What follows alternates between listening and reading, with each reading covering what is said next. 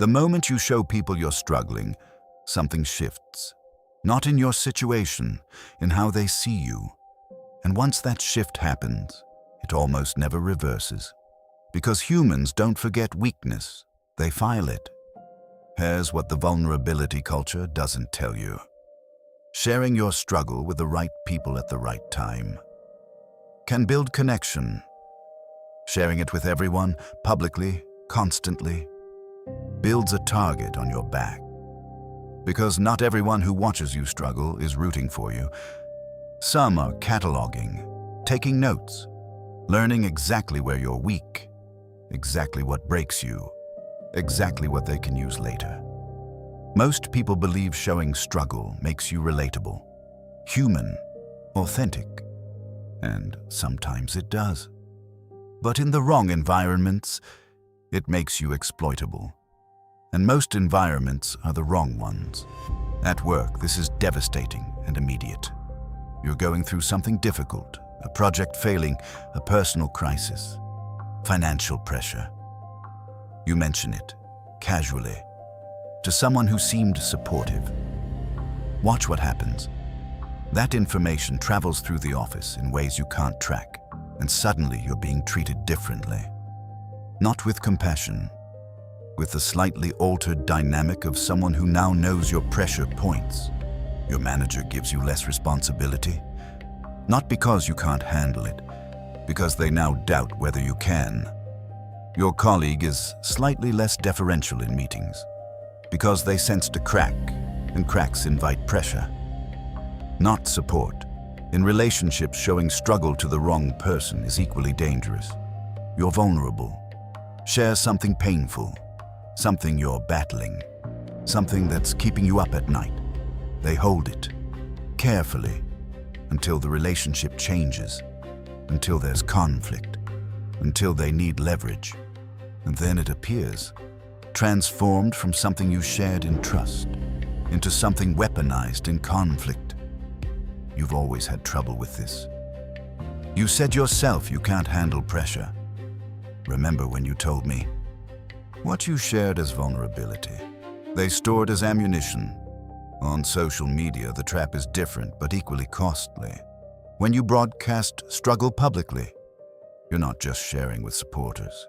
You're sharing with everyone who's ever wanted to see you fail, and they're reading every word, learning your timing, your fears, your breaking points, filing it all away for when it becomes useful to them.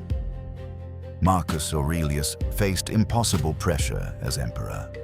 Military failures, political betrayal, personal tragedy, and he wrote about it.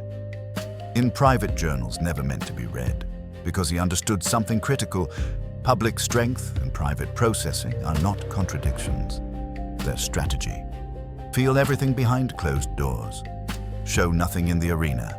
Tell me in the comments. Have you ever shared a struggle and watched it get used against you?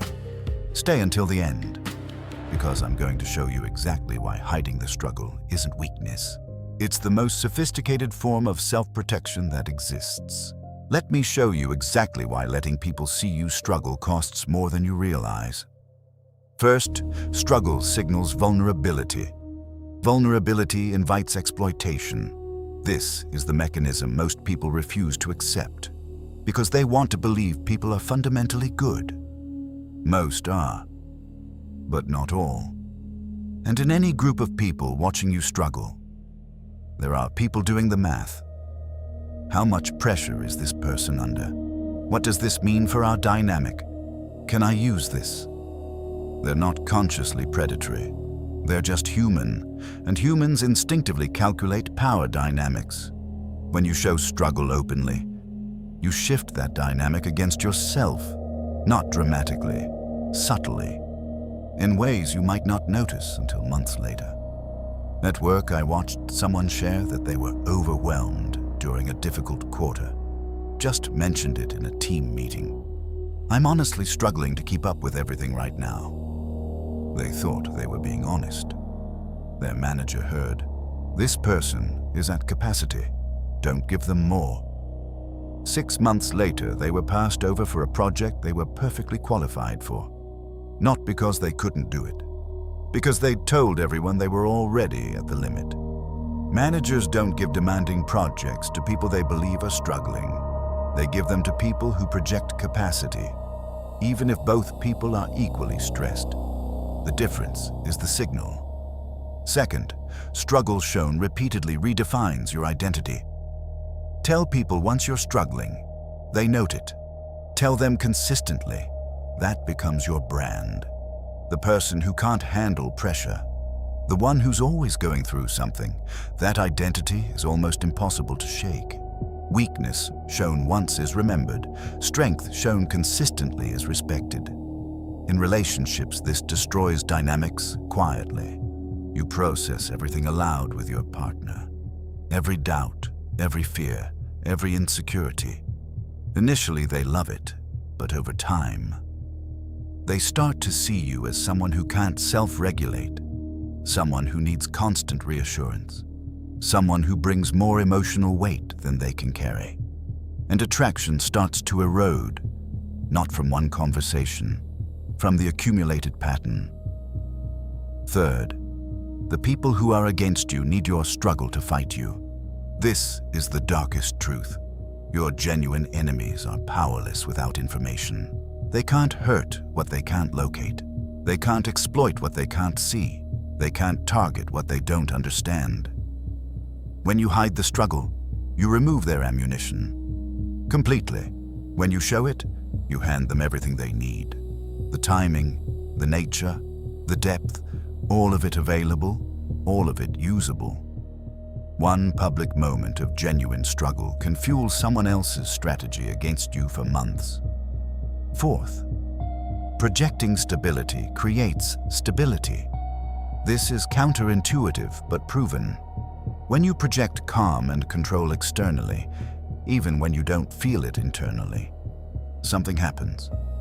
People treat you as if you're stable, and being treated as stable reinforces stability. The opposite is equally true. Show struggle. People treat you as someone who's struggling, and being treated as someone who's struggling makes struggling harder, because now you're managing the situation and managing other people's perception of you in the situation, while the person who showed nothing only has to manage the situation. I've seen this personally. Two people going through the same level of professional pressure. One talked about it constantly, the other showed nothing. One got passed over, the other got promoted. Same situation, different signals, different outcomes. The arena rewards composure, not confession. If you've ever wished you'd kept your struggle private, subscribe, because what comes next is how to process difficulty completely, without ever showing it to people who would use it against you. Here's how to hide the struggle without destroying yourself. First, distinguish between processing and performing. Processing struggle is healthy, essential, non-negotiable. Performing struggle publicly is the problem. You need to process. You do not need to perform.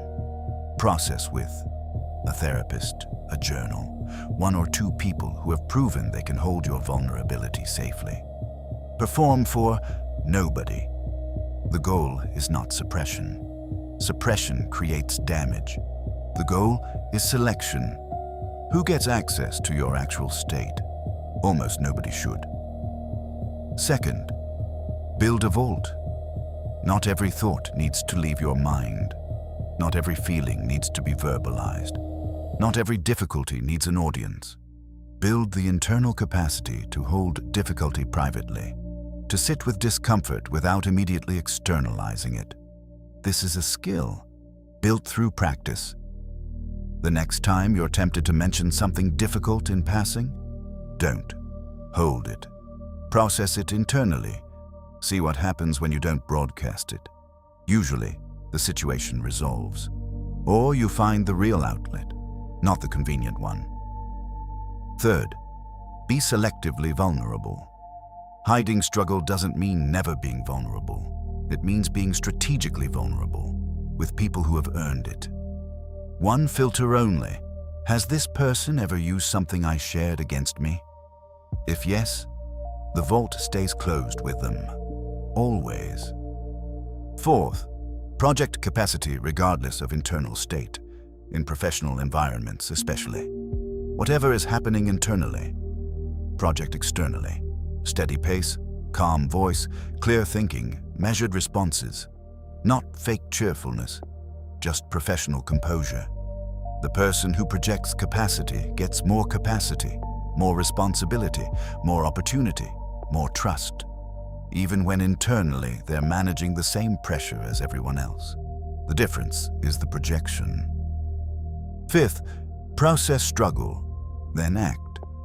The Stoic method wasn't suppression, it was sequence. Feel the difficulty fully and privately. Extract what it's telling you about what needs to change, then act from clarity, not from raw emotion. Marcus Aurelius processed his grief and frustration in his journal, then walked into the arena composed, because the arena didn't need to know what he was feeling. It needed to see what he was capable of. Final truth? Never letting them see you struggle isn't about pretending life is easy. It's about understanding who deserves access to your actual state. And the answer is, very few people. Everyone else gets the composed version. Not because you're hiding who you are, because you're protecting who you are. Your struggle is real, your processing is valid, your vulnerability is human, but it belongs in the vault, not in the arena. The arena gets your strength, your preparation, your output, not your doubt, not your fear, not your weak moments. Those are yours. Keep them that way. That composure is not dishonesty, it's armor. And armor isn't worn because you're weak. It's worn because you're smart enough to know the arena is real, and not everyone in it is on your side.